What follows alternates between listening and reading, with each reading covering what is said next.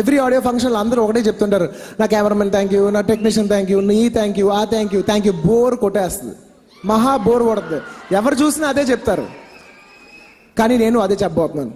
Firstly thanks to everyone who subscribe to our channel. Me support తో 500 subs ని cross అయ్యాం. ఇంకా ఇలానే సపోర్ట్ చేస్తారని కోరుకుంటున్నాం. ఇంకా బామ Kalapam 2 hours 8 minutes run time తో ఆహాలో స్ట్రీమ్ అవుతుంది. 2022లో వచ్చిన బామ కలాపం 1 కి సీక్వెల్ గా ఈ మూవీ వచ్చింది. సీక్వెల్ అన్నారని ఫస్ట్ పార్ట్ కంపల్సరీ చూడాల్సిన అవసరం లేదు, డైరెక్ట్ గా సెకండ్ పార్ట్ చూసేయచ్చు. క్యారెక్టర్స్ సేమ్ ఉంటాయి. ఇంకా స్టోరీ ప్లాట్ విషయానికి వస్తే, ఫస్ట్ పార్ట్ లో జరిగిన ఇన్సిడెంట్ వల్ల ఆ ప్లేస్ ని ఖాళీ చేసి ఒక రెస్టారెంట్ స్టార్ట్ చేసిన అనుపమ కొకైన్ స్మగ్లింగ్ లో ఎలా ఇరుక్కుంది, ఆ తర్వాత హీస్ట్ ఎలా చేసింది అనేది రిమైనింగ్ స్టోరీ. ఇంకా మూవీ చూస్తున్నంతసేపు నాకైతే బోర్ ఫీలింగ్ వచ్చింది. ఒక డల్ అండ్ ఫ్లాట్ నరేషన్ తో ఫస్ట్ హాఫ్ వెళ్తుంది. ప్రేమనితో పాటు శరణ్య ప్రదీప్ కూడా యాక్ట్ చేశారు. ఫస్ట్ 1 hour అలా వెళ్తూ ఉంటుంది. ఎక్కడైనా హై వచ్చే సీన్స్ ఉంటాయేమో అనుకున్నా, కానీ అంత ప్రెడిక్టబుల్ గానే ఉంటుంది. మధ్యలో క్యారెక్టర్స్ ఇంట్రడక్షన్, ఆ తర్వాత హీస్ట్ అంటారు, దొంగతనం చేయాలంటారు. ఒక మినీ మనీ హీస్ట్ సిరీస్ లో బిల్డప్ ఇచ్చారు. పోనీ అదేనా ఇంట్రెస్టింగ్ గా చూపించారా అంటే అది లేదు. బేసిక్ గా హీస్ట్ మూవీస్ లో థ్రిల్ రావాలంటే దొంగతనం చేసే వాళ్ళు ఏది అనుకుంటే అది అవ్వకూడదు. అప్పుడే మనకి ఆ టెన్షన్ బిల్డ్ అవుతుంది. ఒక దొంగ తన పని తను చేసుకుంటూ పోతే మనకి థ్రిల్ ఏముంటుంది?